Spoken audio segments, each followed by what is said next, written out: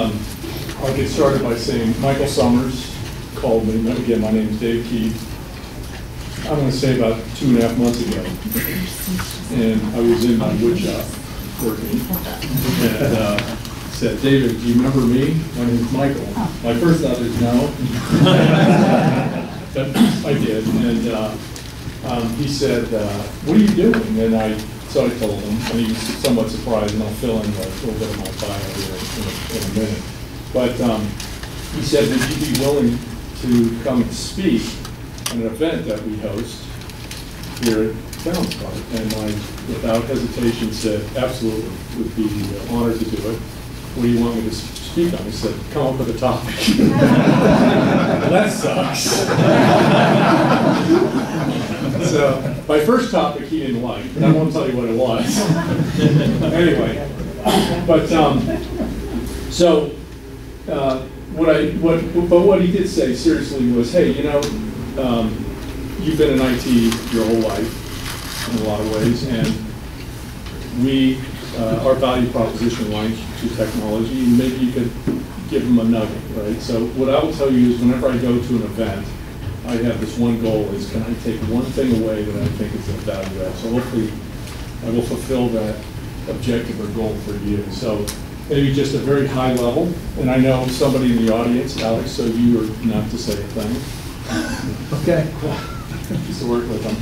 So a little bit of my background. So 30 years of technology. I started in the San Francisco Bay Area. So I was born and raised in California. Worked in the Silicon Valley half my life. I came up through the development track. So no, I don't know how to program anymore. The last language I'm embarrassed to say is Power Builder. Uh-oh, maybe it's not an embarrassment. We can talk later. So, but moved into the technology leadership side. In '99, I got a phone call, and someone said, would you be interested in moving to Topeka, Kansas from San Francisco Bay Area? And I stupidly said yes. And to work for an insurance company. And so I said, absolutely. If, you know, came out to the interviews, I'm kind of cutting to the chase. And Security Benefit was going through, wanted to go through, really, a transformation. And oftentimes when you hear the term transformation, you hear, okay, we want to change our technology. We need a new IT strategy. I don't look at it that way, being a guy that's been in technology. It's how the business wants to run and hopes that technology can enable the business to run either more effectively, a lower cost, maybe bring products faster to market, whatever it is that you deem within your world of technology and your businesses to make you better. So I had this belief that, okay, the way we're going to do this is we're going to, if we're doing this transformation, we're going to have basically an IT value-based approach that's business partner alignment, and that our skills then need to support that business. 2.5 years later, we basically re-architected the entire operating model in IT or technology framework. And that was in the early 2002 time frame. In 2004, we decided, because we were getting some interests from the outside, could we bring this technology to the forefront? Could we put a value proposition in, value prop around it? So in 2005, we launched what now is called SE2. And it's in the financial services industry, its value proposition is providing life and annuity processing services. It has a global operating footprint, so it has operations in Waterford, Ireland, and India, and Topeka, and Nebraska. It has about $100 million in revenue. It started as a cost center in Security Benefit. Its only client at that time was Security Benefit. It now services 22 insurance carriers and administers about $105 billion in assets. I left that company. I left for two reasons. One was health, which is not here to talk about. in the end of this last year. It was tough. I was CEO, so I was the chief information officer, ran operations for Security Benefit, was part of the team that created this, and I give the credit to the team before anybody who knows me would say, Dave is in the background, right? The team is what did what we were able to achieve. It generated, like I said, about $100 million in annualized revenues with a valuation just north of $300 million. I left also because I got bored. I don't like doing it anymore. I wanted to do something new. I wanted to be able to say, can I bring, I liked what we did. The team is wonderful. And Alex used to work there. I mean, it's a great organization, got to about 600 employees. Did a lot. I just wanted to do things differently. And when you have a kind of a life-changing event, you think differently about things, and I thought differently. I now, with a group of guys, run a consulting practice, and we focus kind of on business strategies and what we call transformation efforts and clients in that space. So that's my background, 30 seconds. So I want to turn it to technology.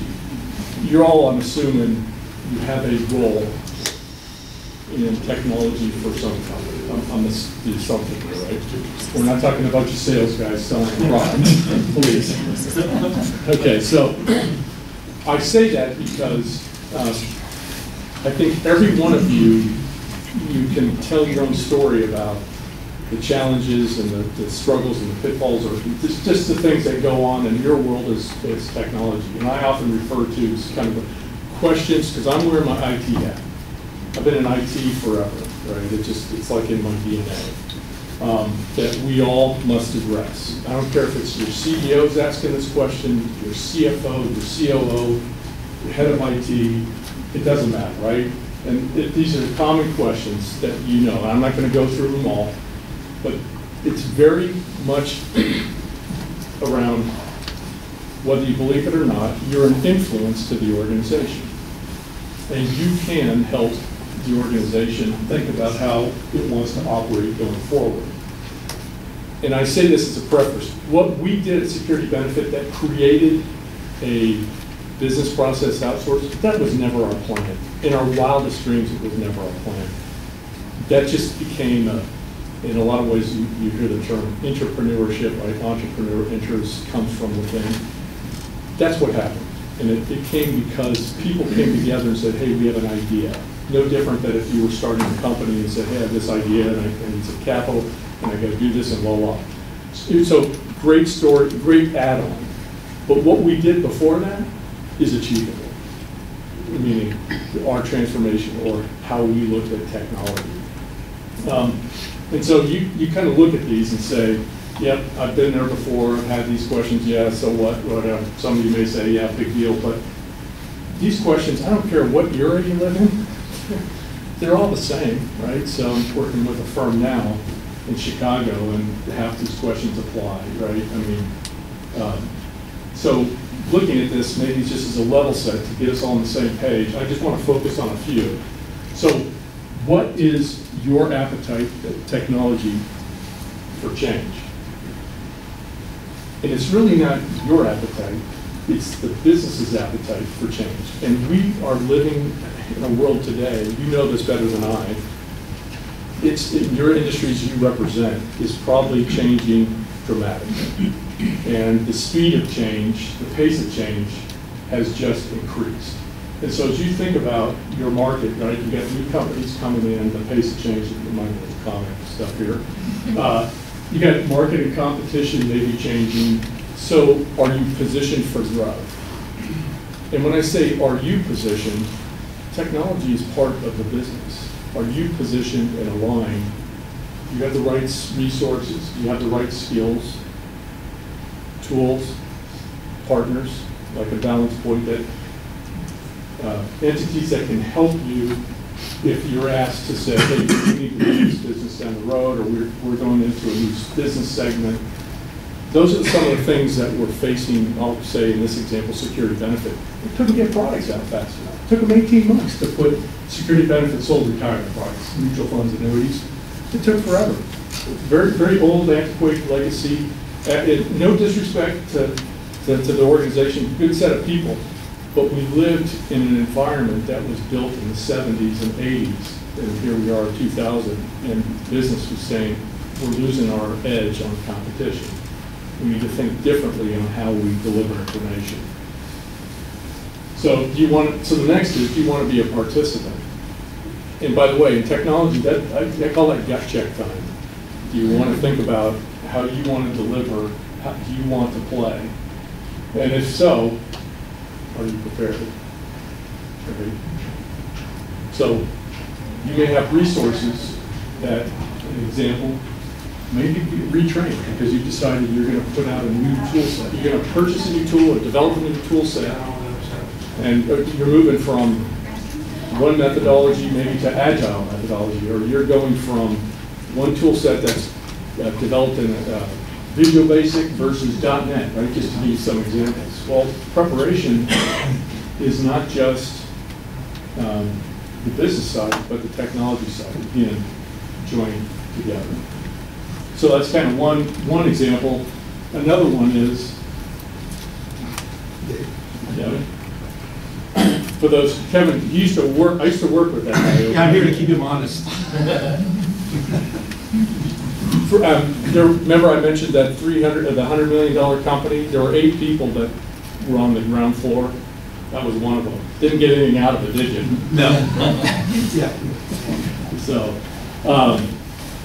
So another is, are you aligned with the business? Okay, and this to me is important to say from the perspective. It's one thing for you to go to your operational areas and say, yes, we're aligned with the operational areas. But is the operational areas truly aligned with where the business wants to go? So if you leapfrog that and say, are you really aligned with the business? If the business you're supporting is thinking about doing things differently, how are you using and leveraging technology to do that? It's a big misnomer. I've got to tell you, I'm working with a company, and I'm going to just sit at an insurance company in Chicago.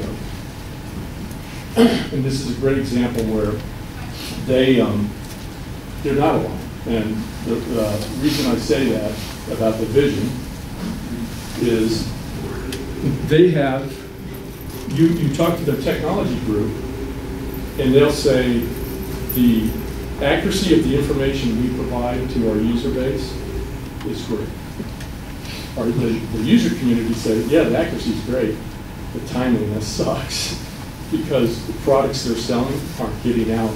They're not getting turned around fast enough. And it's an insurance company, so they sell a lot of life products, so they're struggling to say, how can we get the timeliness? So it gets back to ensuring that, so how do you build then technology that says that the vision's clear to everybody, that we not only in this case have to have timeliness in the information, but it's got to be accurate. Another one, you manage your portfolio. So this part is pretty common. I'm just going to take you through it pretty quickly, but you guys all know IT is a portfolio, right? I'm sure I'm not telling you anything new, right? So real simple, just to kind of look at, here's a simple diagram. Actually, doing this with a firm now, just looking at. You can look at your business as it relates to transition and replace systems on this map all the way through invest, reap benefits. So you see the quadrants from non-flexible to flexible.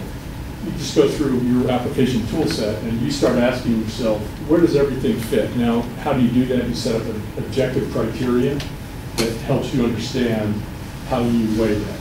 You better have your customers involved too, because they'll give you pretty good feedback of what they think is effective and not effective in terms of how they operate in their world. And then this is a simple communication tool. I can tell you, I've used this almost everywhere I've gone. The whole purpose is just to communicate to the management team, to the user community, where we are today as we're thinking about why we want to maybe move, let's say, this application that sits over here, this tool, out over here because it's on old architecture, it's too costly, it's not flexible, we can't integrate it. It's just very complex for us to maintain. So as you think about that, it helps you align what you often think about as your technology framework to the business model. And as you do that, you start to see where you move things, maybe you wall things off and say, you know what, we just can't replace that, we're just going to let it die out. Maybe it supports a line of business or a function in your organization that says, you know what, we're just going to contain it. Again, I only illustrate this to say technology is about the messaging of, are you telling your user community what you're doing to try to transform it? And technology, a big percentage of technology's perception. It's what people feel, what they see. This is a guide, one way to guide them, you know, down the path to say there are progress being made. Here's another one. This one's a little more complex. The purpose isn't to get into the weeds. It's your customers value technology as an asset. When I went through I mentioned the forming of this company called se². This was something we presented to the board back in 2000, which was, hey, we're really a support organization today, which is we're a custodian for your business. Is that what you want? Right, the validation point, the answer is no, we need more than that. So we started looking at, okay, how do we move this to we become a partner, right? And so you look at, in our world, we think that's strategic. And to be a partner, there's no way I felt we could get there without going through this from the turnaround aspect of it. These tools, I'll tell you a little side story. So I had, how many here, I'm going to date myself, remember a company called Giga? Good. That's good to know. So, yeah, it's a research firm, right? They were acquired by Forrester. So everybody's heard of Forrester. The reason I say this is in that they were acquired, so I don't really date myself that long ago. They were acquired about 10 years ago, 2004, 2005, something like that.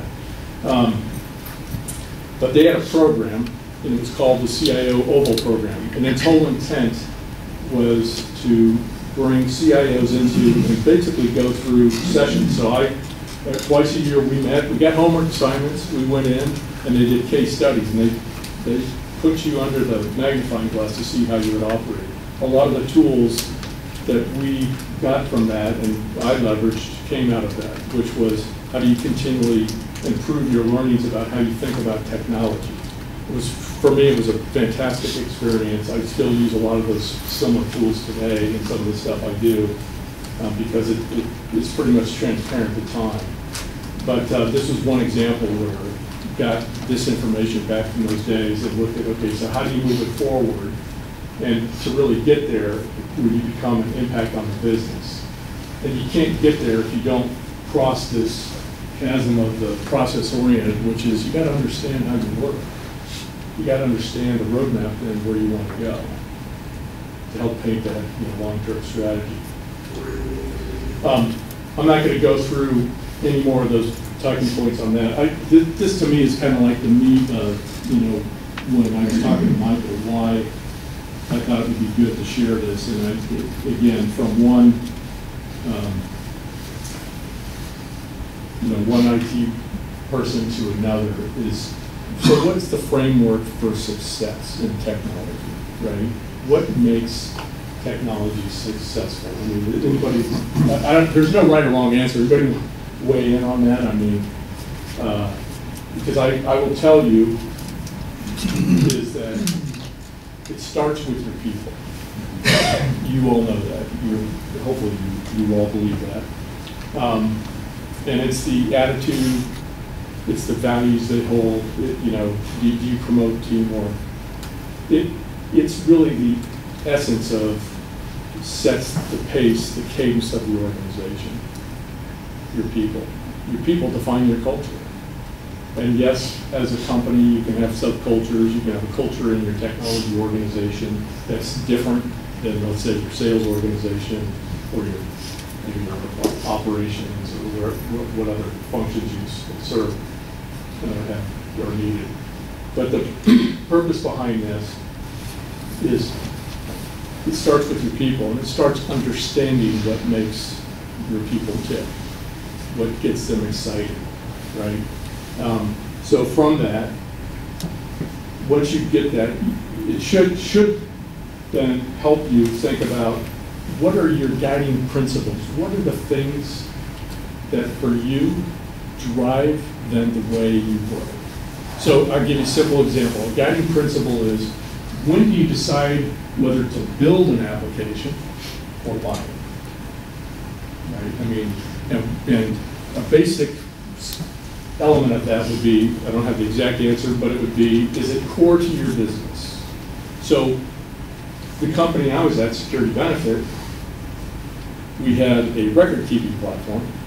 So think of it as an administrative platform. And we had a commission platform. We had other platforms, but just trying to give you this an analogy here. The record-keeping platform, you take in, so Security Benefit sold annuities. So they get in a new, basically every member annuity is going to retirement or retirement.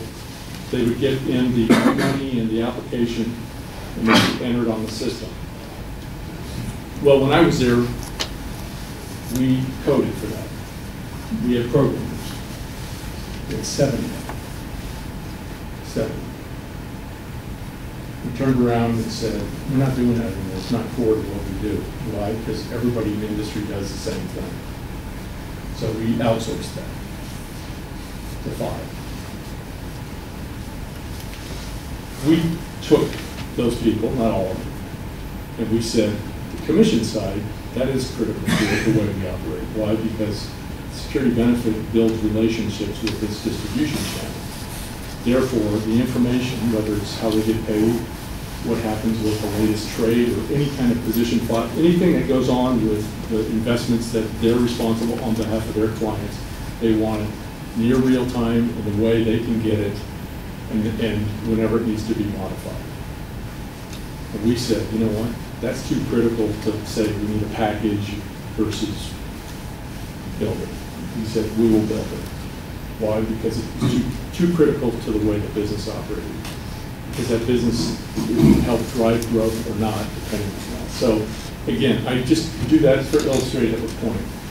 So that's a guiding principle. Another one, which is very common, and it's decision making, right? And so I don't know anything about your organizations, but I will just tell you that decision making has 3 critical components: information gathering, deliberation, and execution. And I would tell you, half of the decisions never get out of deliberation. Half don't even get into information gathering, or out of information gathering. So you wonder why you have poor execution.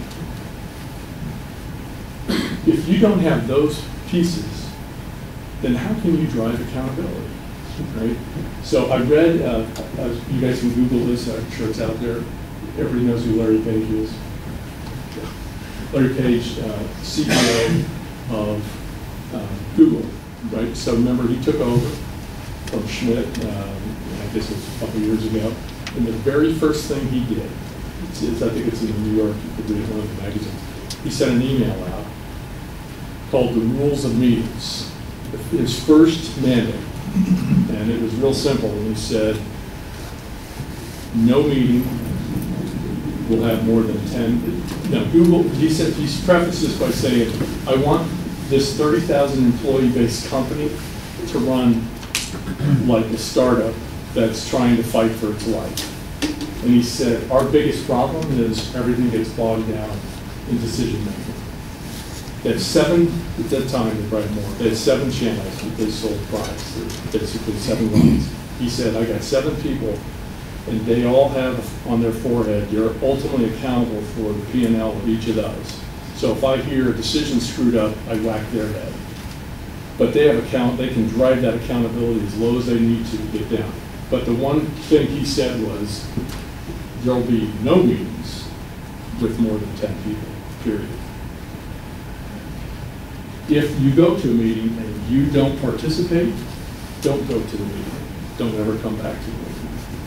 And every meeting has a decision maker, and everybody knows who the decision maker is. Because the purpose of the meeting is, in his words, is to deliberate.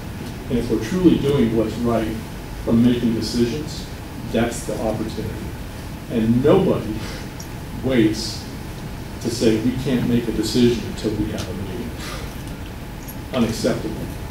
Because the person who ultimately is, everybody knows, is a decision maker, doesn't have to call the meeting. So his point, and it's actually his work to his betterment, he's gotten some accolades over this, but you guys could probably, anybody here could go and Google this and you'll see it. It's more extensive than that. But I reference this is that part of the success of whatever you do in technology is built around decision making. And by the way, that's the same thing that's used in every function of a company, is making decisions all the way up. I sat on a board. Everything is about decision making. And it's about who's accountable, get it done. And when you empower somebody to do it, you know that they are the ones that have to get it done. My little commentary here about inspired versus motivated, right? So if you have hired, I've always believed this, right? And people who know me have heard me say this, that great companies do not hire motivated people and ask them to complete the tasks at hand or meet the deliverables. They hire people already motivated, and they inspire them to do the impossible. That's what all the great companies do. They take people just like you and say, you know what? I know what you can do. That's why you're hired. Now prove to me, now show me things that we can't do here that you can hopefully bring. So you start thinking like that in technology, back to the culture, decision-making, empowerment. Things like, okay, we have to execute a strategy that aligns to our business vision. We have these initiatives. Things become a little bit easier to do. It doesn't mean that the work goes away. It just makes it a little bit easier. And as I tell you that, you've all worked on projects in some fashion. Every single project should have an exit strategy or a redirection strategy. All that means is we need to press the pause button because things aren't going right and we're spending way more money than we need to. So let's regroup and figure out what is necessary. And I can tell you, I've been on those. Right? I was on, so mine told you about, in California, I was on everybody remember, well, if they're still there, SAP and the whole ERP. Anybody familiar with the term ERP? Oh my gosh. In the 80s, you thought that was like, it was the best thing in the world, ERP. And every company got hooked on it. And it was one big expensive endeavor. I was on a company that attempted to implement that. We failed. We failed so bad. A $3 billion company, we had to sell ourselves. I was not the project lead, thank God, but I was part of a team of probably 250 to 300 people working that thing. We were oversold to Bill Gates. So in those companies today, they do pretty well.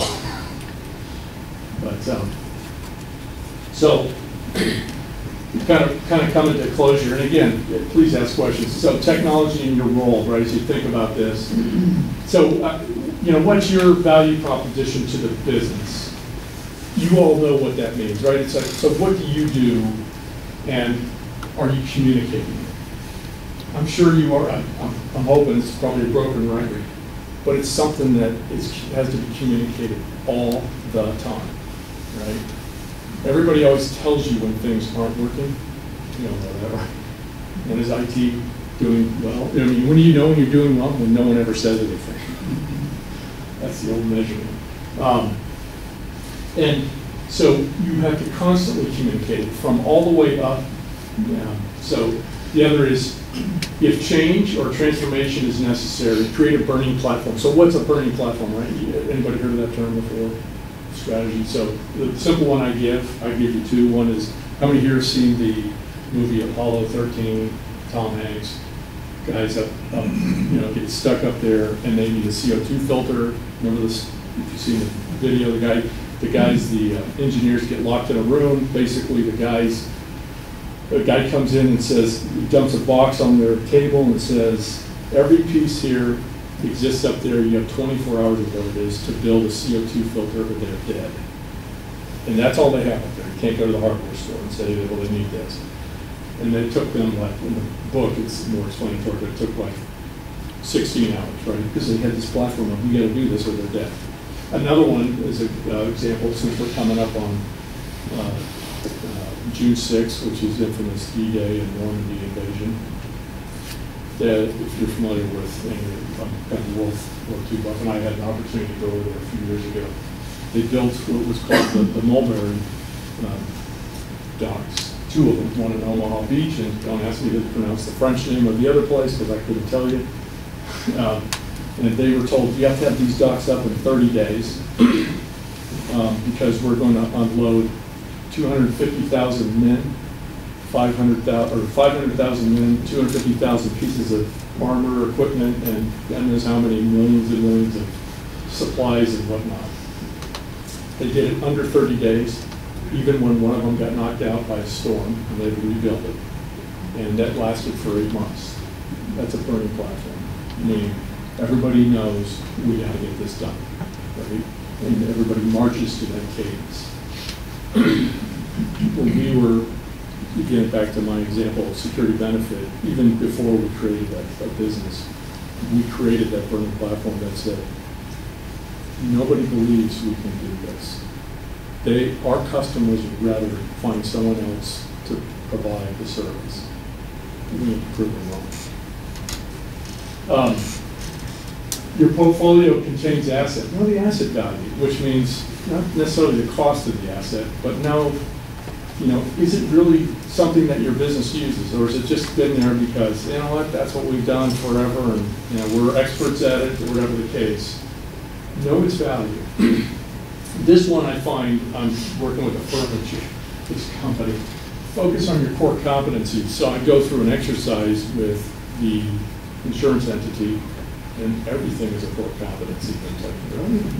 Not me, right? So not everything is a core competency, and we know that, right? And that is not an insult to the people that are doing the work,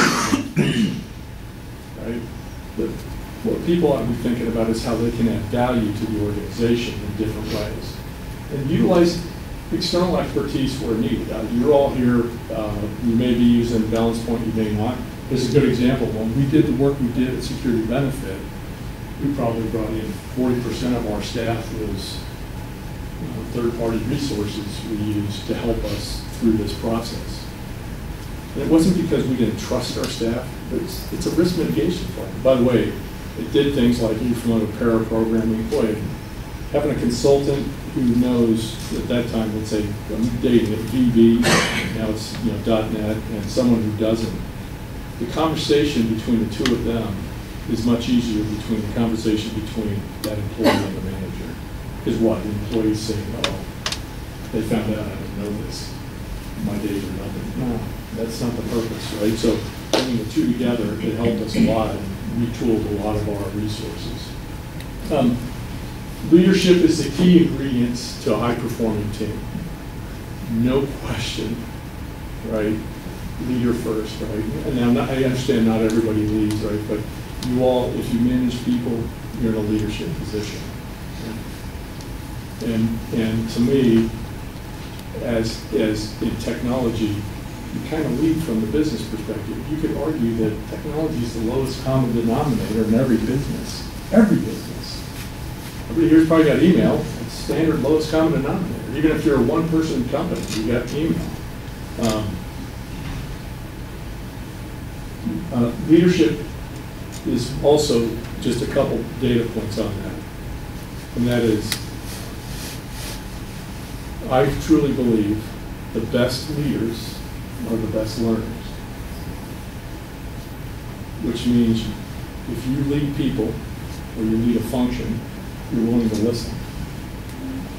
Because you don't always have the answer. You probably have a lot of great skills around you, but the objective there is to get the team to work together. No one individual is going to achieve the objective. As a leader, you learn there are times you run from the point, you lead from the point, excuse me, or there are times you lead from the pack, within the pack. But the one thing you never do is you relinquish leadership. And that, I cannot stress that enough, right, is that is a big thing. Even if you're managing one person, that person is looking for your guidance at times. It's a big deal. It's sometimes what hurts companies. Challenges. So these are things that actually I can speak to, really happened to me and things on this. You got to establish the right roles, right? So be a role player, not title focused. In the insurance industry, I can say this, being in that industry for 15 years, it was all about what's my title. It doesn't matter about title. Can you be a role player, right? I had a stint for 2 years. I was running this new SE2 thinking, this is great, you know, the CIO, now I get to run this entity. He's scared to death, by the way. And in the middle of that, the parent company, the insurance company, bought an asset management company. And they said, Dave, will you go, it was out in Bethesda, Maryland, will you move back there and run the integration for that? Now, I could have said, no way, because I'm running this. I said, no, I'm a role player. I'm on the team. I'm a lieutenant. I'm doing what it takes. Still scared to death, but I did it. Another one challenge is aligning the organization to the business model. Why do I bring that up there? Sometimes, and I say this in general terms, if you're going through a transformation, you may do an alignment. But that alignment's not to the business model. That alignment should be to help you successfully get the transformation done. Once that's completed, you'll know then what that should be aligned to going long term, where then you do that. You may not do any transformation, but you should every once in a while ask yourself, are we aligned properly to meet the business needs? And not to who has the largest empire, or you know, this person's been here the longest, or whatever. It's more about, are we aligned to support the way the business needs? And it goes back to my first. If everybody thinks of themselves in a role, it's a little bit easier for you to be thinking about doing realignments. And I can just tell you, going through organizational realignments for people, it sometimes is an absolute heartbreak, because it's, you know, losing all of, people will think differently of me. No, they don't, really. I mean, at the end of the day, you still come to work, you still do some form of function, right? Challenge is balancing efficiency and effectiveness. And I'm sure some of you here know, you can sit there and say, I'm going to make sure we get it all done, every requirement. You may never get done. Technology is an imperfection, right? So you have to think about, you know, back to these guiding principles, what makes sense from being efficient and being effective. And sometimes those two oppose each other. This one I put up here because I've been burned by this. Ambition and capabilities, and mainly because you think you can do it all. And you got to really step back and say, you know, what's right for the organization in the long run, and balancing, you know what, you know, maybe your customers are saying to you, we want to get this done, and you go, yeah, I can do that. And you probably, you overcommitted. You need to come back and say, I've overcommitted. Here's what I think we can do. How many here have read the book called Crucial Conversations? Great book, right? I mean, if you haven't read it, you should read it. It's a good book. It talks about hitting the hard, what I call the direct conversations about, you know, when, especially with your user community, you say, we screwed up, or we need more time, or you fully understand that requirement. What you do is you diffuse a lot of that anger pent up if you wait too long and say, you know what, I'm not going to talk about it, and we'll just figure it out. And then building a process for continuous improvement. Why do you need that? It's pretty common, right? Your businesses are evolving all the time. So you need to be thinking about how you can allow for feedback. And on a personal note, feedback's a gift. Anybody who tells you otherwise is not telling you the truth. And feedback doesn't always come in a you're great mode. And those here, since we're all in technology, know. And by the way, being a service provider for 22 clients, I'm telling you, we lived in the valley of the 800-pound gorillas, and they just come down and beat the living daylights out of us, right? It's like, hey, great feedback, thanks a lot. And I'm just, when they're hungry, they come down and we just get hammered. I'm just telling you though, it's a gift because in a lot of ways, it helps you think about how you should be doing things, right? It's a good measurement. I think I only got one more slide here, just kind of lessons learned. I truly think that the business, whatever company again you're in, the businesses have to lead, right? And the example I would give is this company I'm working with now in the insurance space, they've come up with a technology model.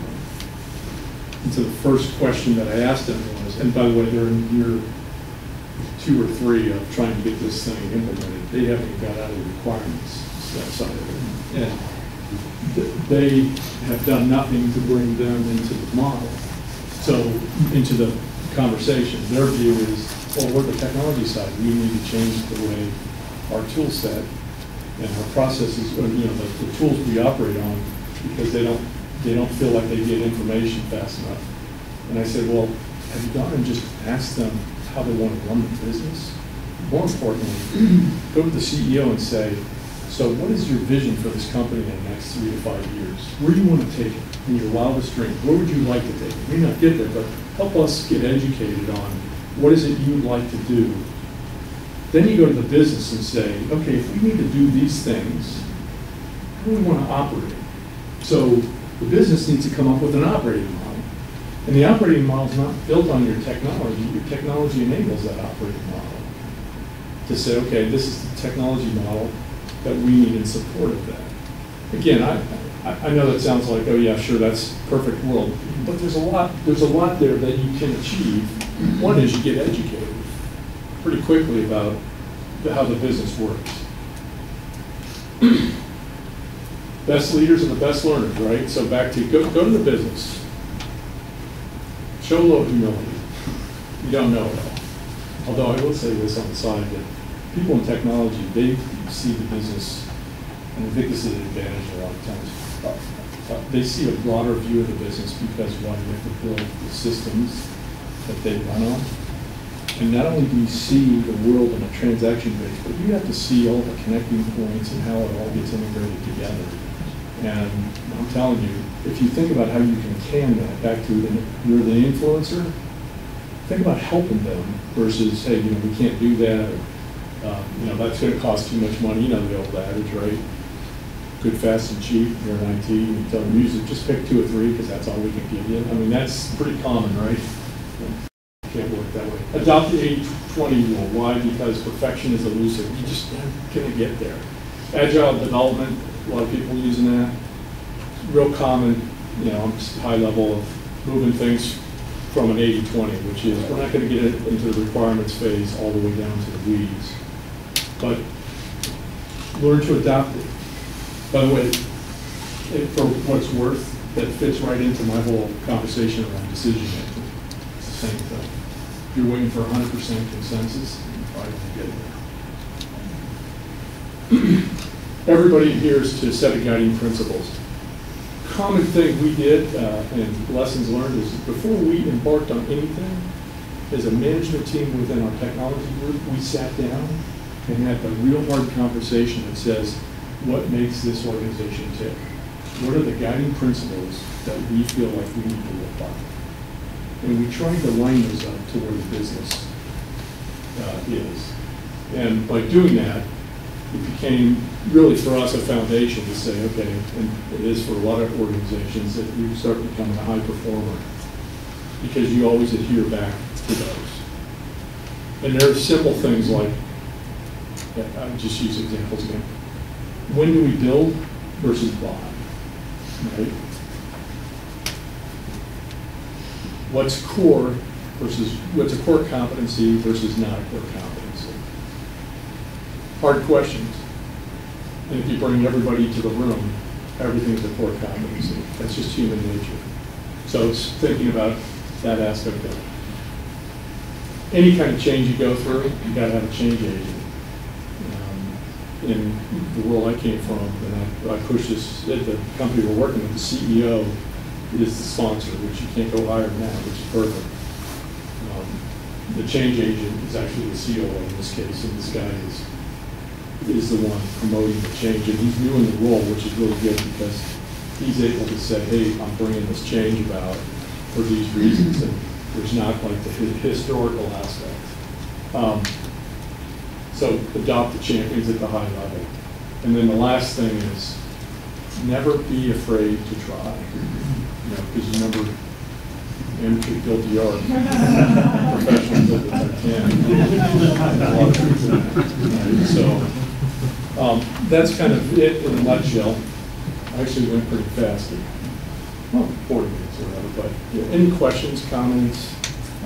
I got one. Yeah. You talked about adopting the 80-20 rule. I like that, but I still, 80 is too much. Did you in the insurance world try to head into just enough to get to that 80 and iterate to that 80, or is that insurance is so bogged down? So Chris, great question. So in the guiding principle, you define, so in your technology group should basically say, this is a core principle of ours. So whether that's 70, in other words, whatever attributes described when we're done. And then I go back to the first piece. You've got to communicate that. So whoever's running technology has got to be telling the community, user community, that's why we're doing this. And the one thing that when you complete something, this is the most important thing, I probably should have said this. When you finish an initiative, you need to celebrate it. More people I talk to, again, referencing, and I'm the culprit, a bad guy about this, just marching. I felt sometimes we just march people through this stuff. And the feedback would be, the large technology, the feedback would be, we don't celebrate the wins. And if you don't celebrate the wins, you don't pick up momentum. If you don't pick up momentum, good luck trying to get your initiatives done. After a while, people feel like, there's no sense of like accomplishment, there's no acknowledgement. And we all know the users don't always give the acknowledgement, no disrespect to the user community. They're only doing their business. So you have to build a vehicle that allows for that. So I kind of rambled, but that's something that you got to set as a guideline.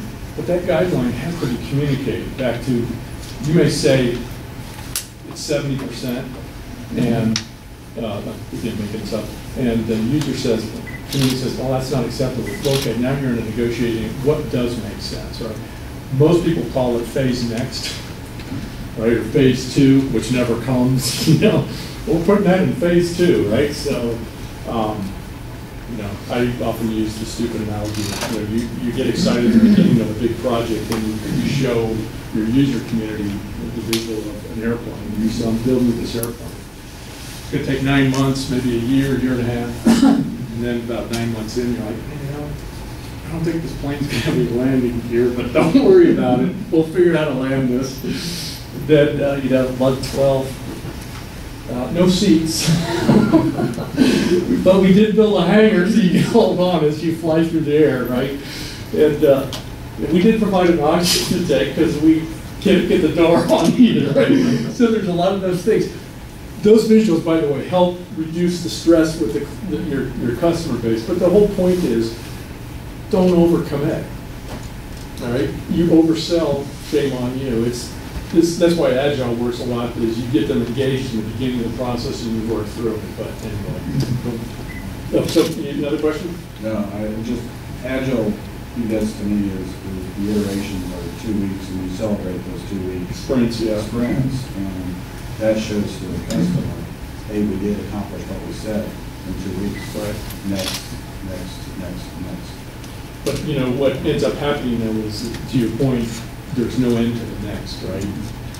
So any good project manager would tell you have to have a project completion. You say, we are done with this project, we hit all of these requirements, right, Alex? True. I know that. I used to sit in those meetings with you. And these are objectives. If we hit those things, then we acknowledge and we recognize people like Chris saying, hey, great job, so. You talk about your key personal transformations in your career. You started out as a developer. Yeah. Project manager. Yeah, I miss those days. When you think about your career, maybe sea change type events, what are the things that really you think about your career, 3 or 4 events or times or decisions that you made that helped you advance your career? One of the big ones, and there's a guy who no longer works for me, but he's sitting in this room, was one of my big decisions was having the right leadership team around me. That guy over there, who was part of the team that helped us build something. So it was, to me, a key decision. I was new to security benefit. I came in as an example, since you're asking me. It was, okay, I don't know these people. And they were, stuck in their ways, if you want to call it. They had done things, and it wasn't a negative, it's just they had done it this way. It was the culture, it's how they did it. And so I had to figure out, okay, how am I going to change that? And changing that was identifying people that also were looking for change. And so Kevin and I know over here was one of those individuals. So for me, it was having a team of leaders that could continue to drive this forward and make them accountable for it, and reward them with successes. And I mean, it was a good time from that perspective. Those were key. The other was, I spent a lot of time, and you do this anyway. Anybody in technology spends tons of hours with technology, but is to really understand when we were doing the initial phase of we're going to do this transformation. Then we went to a business outsourcing component, was really understanding, does this make sense? So we went through, I call it validation process, because what I didn't want to do was fail from the perspective, and it's okay to fail, but it was like, what, I want to make sure we've done all the right analysis. So those were big. Kind of what resonates in my mind a little bit, both personally and in projects, is kind of the song that kind of goes, there is no perfect offering, there's a crack in everything. That's how the light gets in. And be that either me, being with humility enough to admit that there's a crack, but that's how I'm going to get that feedback, that's how the light gets in to make me better. Or in a project that, there's going to be things broke, and I want that feedback. That's how we're going to make it better. There is, because if you go at it that way, you're never going to be perfect. That's back to that 80-20. But that other 20 is that feedback that how things get better. And if you don't let that light in, you never get any better. Right. Well said. You back to why you have to adopt, I think, again, from my own experience, you have to adopt some of these rules. Sometimes, now, I get, if you're in this industry, I apologize because it's probably, I'm underdoing it, but if you're putting an airplane in the air, it's got to be 100% CMM level, 5. You can't have anything go wrong with that. I get that, right? That, we all understand that. But most technology organizations aren't in that space. Those technology organizations they're going to allow light to slip through the cracks. And most don't have those clearly defined requirements either. Right? Right. I mean, if you're going to build a 747, you got a lot of planning that goes into things before you start building it. You pretty much know what the finished product's going to look like. But if you're living 80-20, yeah, you know that you don't know what you exactly. do. And that's why it's on the last. That's why I like where you're going. That's why you have to be a partner with the business, because remember I said this earlier. You, in some ways, you're the soothsayer. You can see, based on all of the knowledge you have of the systems and the data, someone could walk in your organization and say, explain to me how this works. And you could not only explain the details of how the system works, you could explain how the business process works. And my guess is you could probably do it better. And no disrespect to the business, because you understand the rules of how the systems operate. Well, how do you take that knowledge and partner with your business and say, can we work together, right? So to your point, you're not going to get all the requirements. You're just not, because they change, and they're fluid, and sometimes they don't exist. They're what they want, but do they really? Right? I mean, back to the 80-20, you can spend 80% of your time on 20% of the, I'm sorry, 20%, said it wrong, but you could spend 80% of your energy trying to solve 20% of the problems or less. For what? Right? You are ultimately, at the end of the day, you're measured somehow in your companies, whether it's your cost, right? I don't like it when people say IT is a cost center. I think that's wrong, right? But that's just my own opinion. I don't work for you guys. I think you're more than a cost center. You're a value-added center. You're an enabler. You can bring things to the business and make their lives easier. Now, that doesn't mean you shouldn't measure yourself. It doesn't mean that we shouldn't measure you. And your measurement, I think, you need to think about this if you haven't already. Your measurement isn't in technology terms. Your measurement has to come from business terms. Right? So a simple example, we, SE2, at the end of my life there, we were processing, anybody work for insurance companies in here? Just okay, so SE2 had 22 insurance carriers, and they were, on a monthly basis, they were taking annuity apps, fixed, variable, from 10 of the 22 carriers. Just to give you some volume so you probably understand this, they were handling roughly 16 to 18,000 apps a month. A big amount, close to like $2 billion of money coming through. And one of the things we were measured on was what's called not in good order, right? Meaning when an application comes in, the customer gave us that. IT, the guys in IT, they didn't want to be measured in that way, but it's like, you know what, we're going to all be measured by how the business performs, not how you see it in technology. Because if we understand how to improve the not in good order, which means that we can get them in a good order rate, it drives a lower cost to the business. Well, isn't that how we all should be thinking? And I know it sounds like, you know, apple pie and Chevrolet, or you guys probably have all heard that, but saying we're going to measure it based on whether we keep the system uptime 99.9, at the end of the day, unless you're in that Boeing 747, nobody's really measuring that, right? No disrespect, right? But they want to know, hey, how are you driving greater value into my business, right? So I don't know if I answered the question right. Others? You mentioned you got to have a passionate team. How did you build that? What did you look for? How did you build that passionate team? One of the things is, as a leader, right, you have to demonstrate your commitment to change or your commitment to what it is.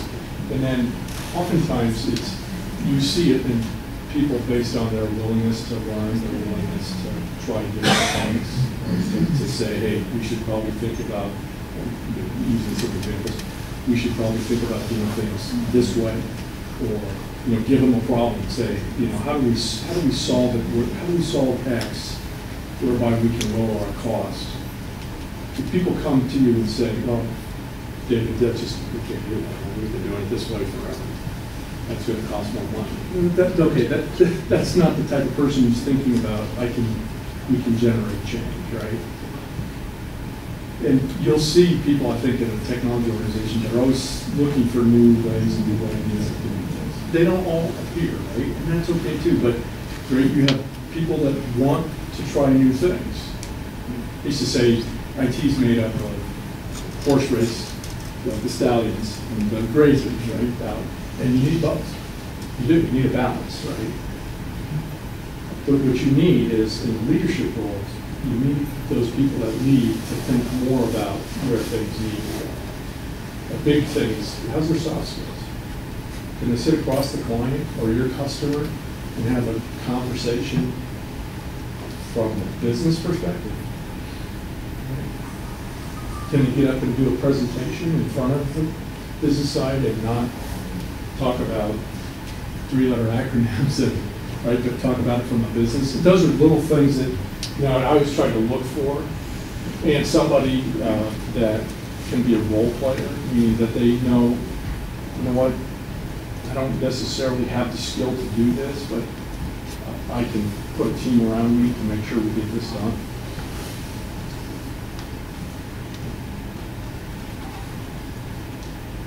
We might be a little bit over our time limit. Oh, sorry. Does anybody have any final questions? I'm trying to respect your time because we only asked you for an hour, so. I Are you good? No more questions for you guys? have the farthest to drive. I live west of Topeka. The ranch, so. Easy. Any other? Going on to his, as you find the people that are not passionate, how do you silence them, reposition them, or eliminate them to achieve your objectives? Spoken like a true technology professional. Well, so why I go back to the book called Crucial Conversation. If they've been doing this for 20 years, that, again, I'm picking on you, Bob, but shame on you.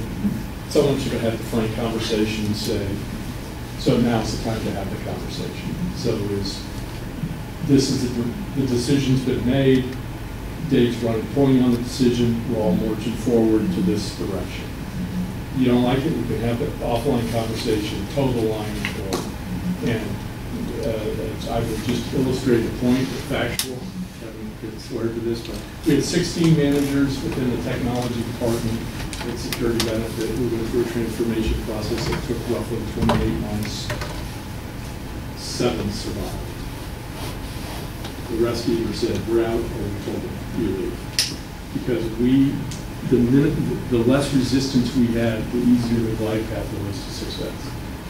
You get that resistance in there, it just makes, and people that resist, are smart enough to say, well, I'm going to go to the user community because I know, Bob or Alice or whoever it is, they've been here as long as I have, and they'll agree with me. No, that's not how it works. That's why you have somebody at the top who says to the whole organization, this is the direction.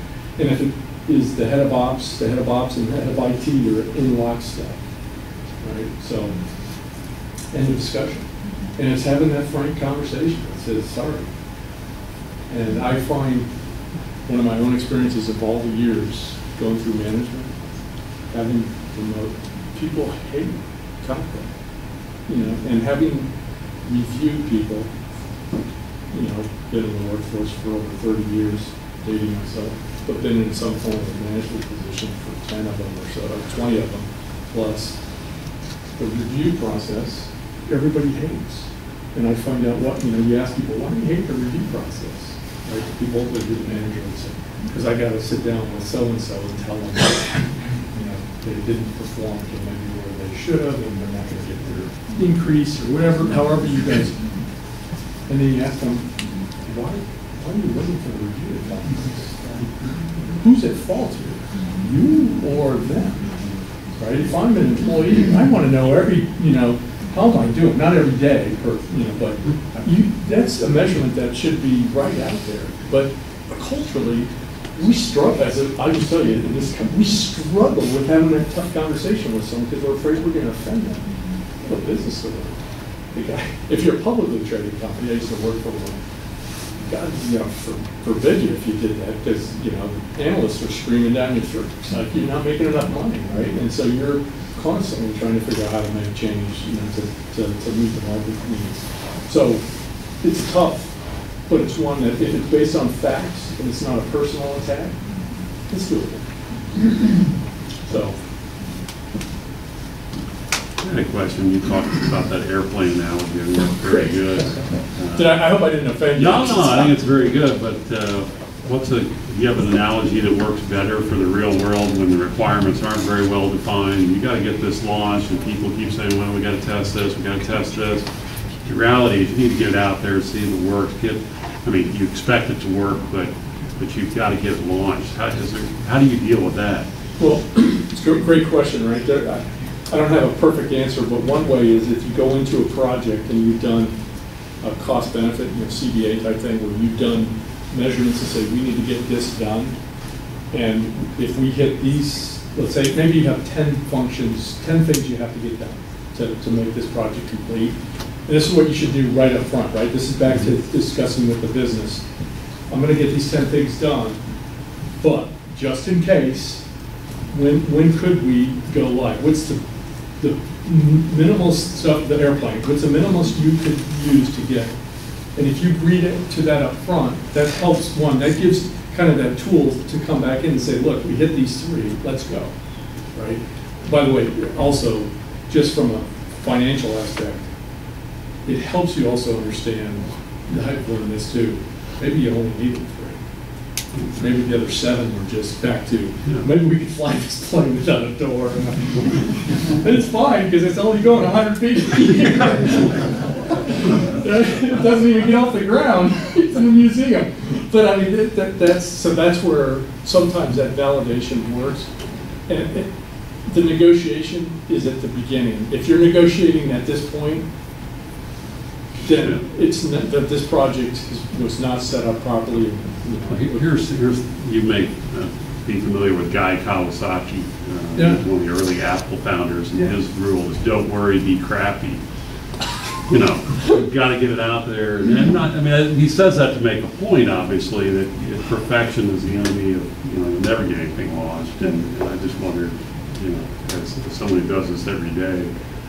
Yeah, you have to, and so it's the art of negotiation too, right? So I can't, you may have a user base that tells you the risk is too great, but there are so many alternatives. Let's do a pilot, you can get really creative. But if you hold yourself to some financial measurements and, things that you can actually say, we have quantitative data, not qualitative, right? Those are 2 different words, right? Qualitative is how I feel about this versus quantitative says, well, I'm hitting all the testing and it's looking pretty good except for these 5, and those 5 aren't dependent upon how we go live. Well, then that check the box, right? But that should be defined way up front when you're putting this together. I get it morphs and it changes through the process, but that's where the dialogue.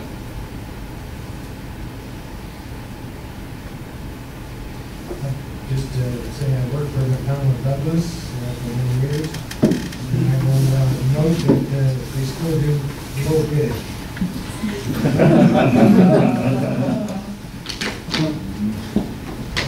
Works. Anyway, I appreciate you guys, everybody here. It's a great conversation. Thank you.